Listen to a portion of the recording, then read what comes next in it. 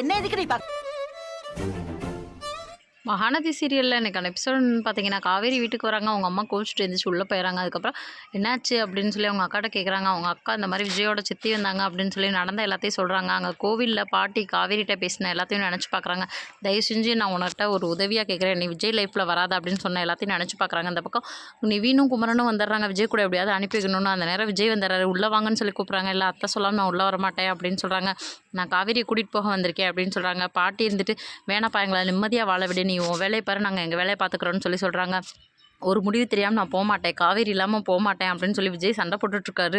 தயவு செஞ்சு நீங்கள் எனக்கு வேணாம் விஜய், நீங்கள் உங்கள் லைஃப்பை பாருங்கன்னு சொல்லி காவேரி சொல்கிறாங்க. என்னது இது ஓன் லைஃப்பா, நம்ம 2 பேர் சேர்ந்து தானே முடிவெடுக்கணும் அப்படின்னு சொல்லி காவேரி கையை பிடிச்சி இழுக்கிறாரு விஜய். அந்த நேரம் பார்த்து எல்லோரும் தடுத்துட்ருக்காங்க. காவேரி தயவு செஞ்சு நான் உயிரோடு இருக்கணும்னா என்னை விட்டுட்டு போயிரு விஜய் அப்படின்னு சொல்லிடுறாங்க. விஜய் அப்படியே நொறுங்கி போய் கிளம்பி போயிடறாரு. காவேரி ரூமுக்குள்ளே அழுதுட்ருக்காங்க.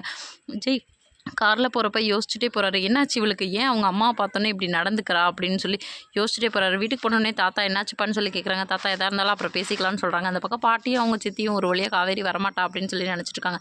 காவேரிட்ட நிவினும் குமரனும் சண்டை போட்டுட்ருக்காங்க. காவேரி என்ன முடிவு எடுக்க போகிறாங்கங்கிறது தெரியல. நாளைக்கான ப்ரோமோ என்னன்னு பார்த்தீங்கன்னா, காவேரி மாசமாக இருக்கிறத பாட்டி சொல்ல